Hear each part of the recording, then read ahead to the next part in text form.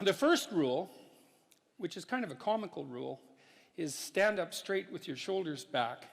And it's a meditation, among other things, on the habits of lobsters. I read some papers on lobsters about, must be 10 years ago, I guess, and they just absolutely blew me away.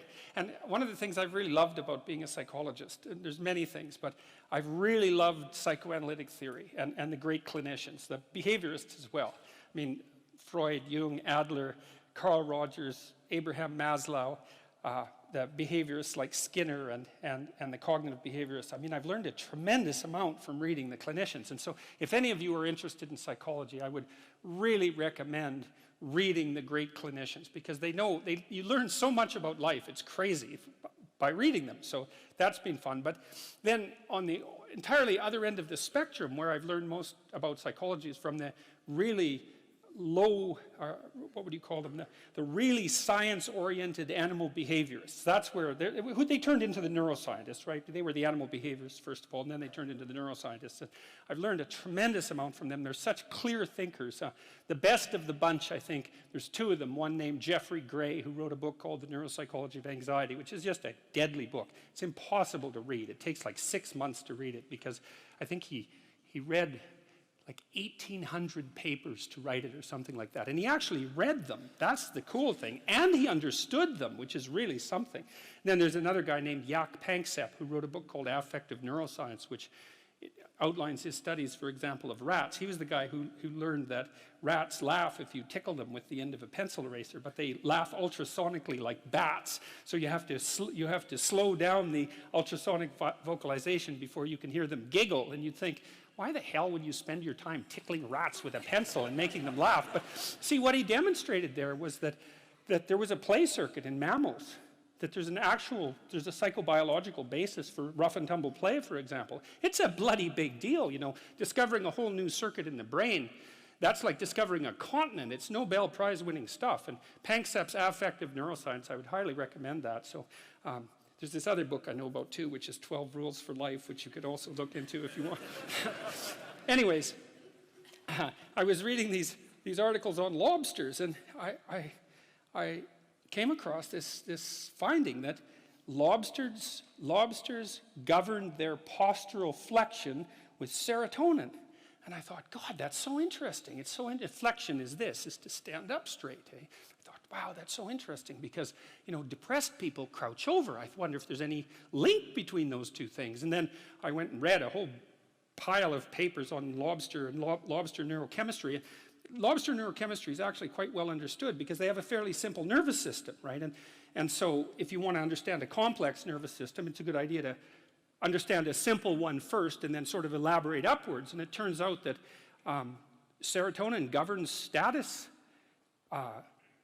It governs status, emotional regulation, and posture in lobsters, just like it does in human beings. And so that just blew me away. And so one thing that chapter 1 is about is the fact that if a lobster is defeated in a dominance battle, you can give it essentially antidepressants, and it will fight again.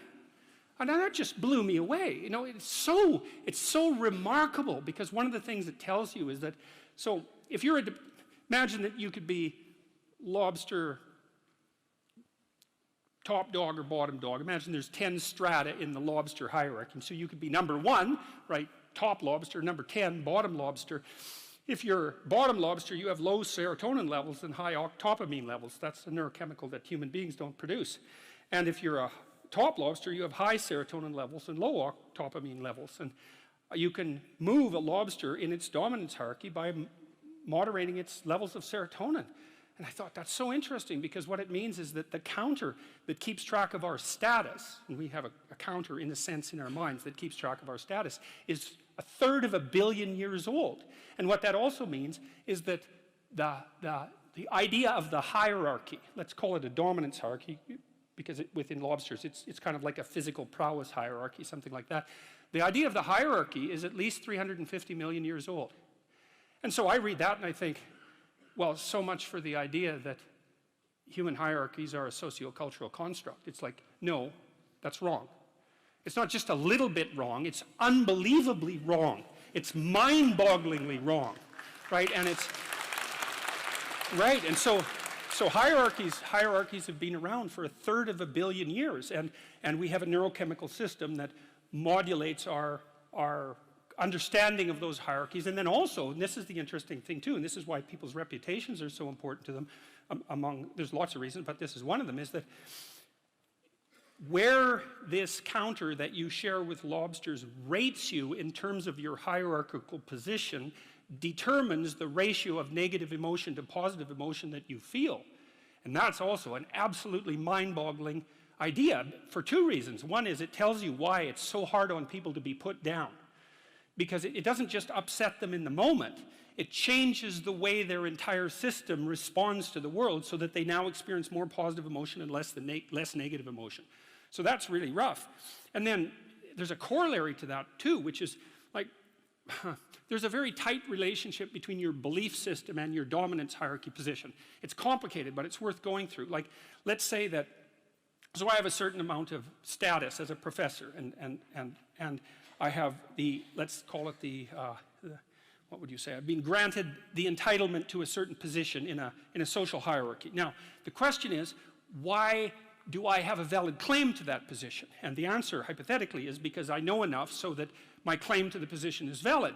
So then if you stand up in the audience and challenge my beliefs and show that I'm wrong, you might say, well, I get upset because I'm wrong, but the more accurate reason that I get upset is because you're indicating to the crowd that my position in the hierarchy of authority is invalid.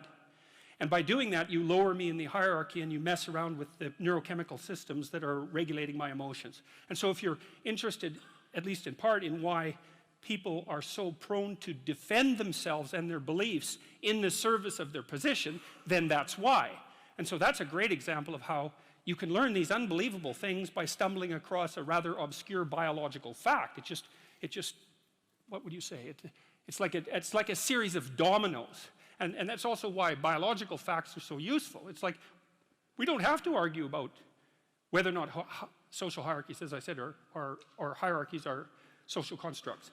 A given hierarchy is influenced in its structure by sociocultural conditioning, let's say, but the fact of the hierarchy, so like the part of your brain that detects and regulates your response to hierarchies is older than the part of your brain that recognizes trees.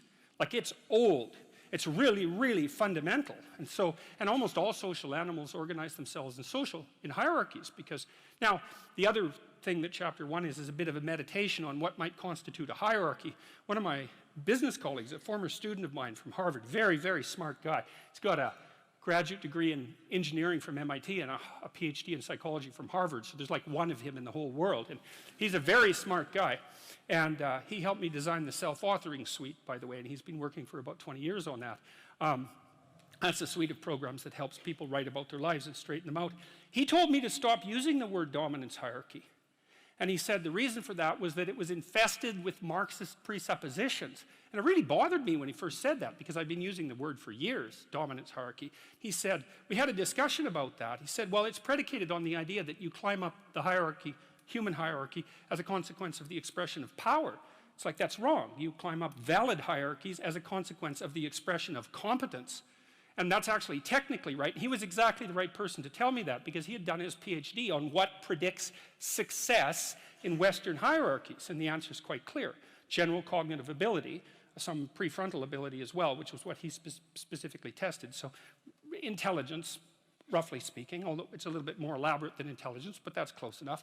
And trait conscientiousness accounts for about 50% of the variance in long-term success. And you think, well, hey, how do you want your society to be structured?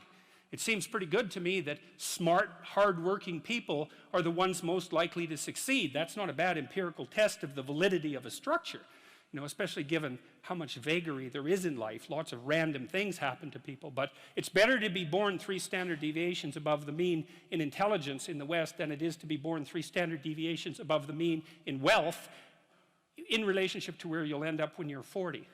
So he said to use the word competence hierarchy, or we decided that, and I think that's much better. So chapter 1 is a bit of a meditation on the nature of hierarchies and the biochemistry of hierarchy, but it's also an injunction about how to present yourself, because you want to present yourself to the world in a manner that that doesn't disgrace you in some sense. That might be a good way to think about it. And you don't want to disgrace yourself, because the consequence of disgrace is emotional dysregulation. More pain, less positive emotion.